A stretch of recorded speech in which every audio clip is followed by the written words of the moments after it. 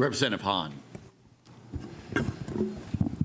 Thank you, Mr. Chairman. Good afternoon, Secretary. Good to see you again. Good to see you. Thank you. I want to switch gears here a little bit and talk about dog laws and the license increase fee. I think a lot of constituents in the area don't realize that the dog law enforcement agents are under Department of Ag. So we were talking earlier where one of the members said one of the agents was out knocking on the door, heard the dog barking, and then left a tag and said, we heard you have large breed dog, probably decided that by the bark, and you need to send information in to the department that your dog's name and license number and things. So I guess that's one of the ways I feel like a lot of households now have more dogs than children, probably, that, you see dogs with a lot of families. Are we sure that we're getting all the dogs, or how do we know if we're finding all the dogs and they're licensed?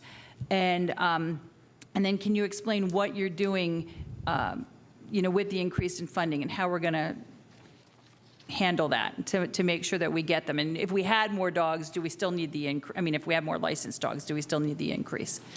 Yeah, it's a great question. So our best guess is that there are about 2.3 million dogs in Pennsylvania. We license about 1 million of them. So to the point that there are dogs out there, multiple dogs, families, we do our best, to try to find them, to get them licensed as the law requires. If you were wildly successful and to license every single dog of the 2.3 million, you would raise about $14 million, which would negate the need for the fee increase, okay? But the challenge has been, how do you find all of these folks? We advertise, we canvass, we work with the county treasurers. We've got a very active social media, but we're still sort of struggle to get all of those dogs, owners to sort of license their dogs. So that is sort of the landscape. Where we are today, and the reality where we find ourselves, is that those revenues are insufficient to cover the cost of the Bureau. We generate, in round numbers, about $7 million in revenue from fees, and it takes about $9 million to run the operation. But is going out canvassing door to door really cost effective? And I see you want to implement maybe an online sale. So you have a list of people who have licensed their dog before, and I know some, I probably have done that when I had the dog. You forget.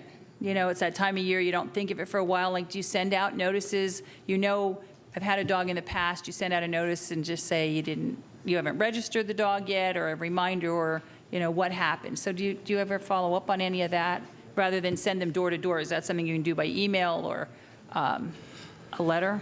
Yeah, so part of the proposal we have is for a modernization component, right? And it gets to this point of you're in the system, being able to send sort of a reminder. I'm not sure how many folks would remember to get their car inspected. They can get a notice in the mail about, hey, it's time to get your car in.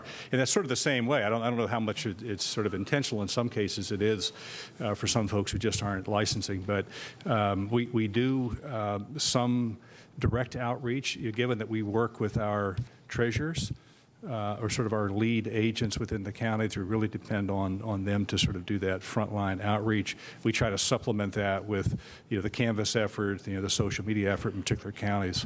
But it's a collective effort. So we're hopeful that if we get the fee increase, we get the modernization package with it, we can get to the point of having a statewide database, being able to send out reminders and build that.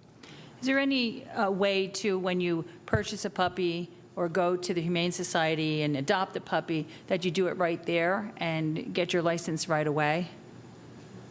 So being able to license at the point of purchase, I think there are some, again, the uniformity on this is the short answer is yes, you can. That doesn't mean that it happens everywhere as a sub-agent of the county treasurers within those particular counties. And that, again, would be something that we would change if we had the modernization legislation. And have them do it online right there? If I could add, Representative, right now it's one of the amendments we've talked about with the dog law. Presently, the dog law allows us to, mandates that any dog 3 months or older be licensed, but you can sell a dog as young as 8 weeks old. So there's roughly a 1 month gap there. That's just one instance of where we think we could, with relatively minor amendments to the dog law, make a big difference. Make a difference. Okay, thank you. Great. Thank you, Mr. Chairman. Great.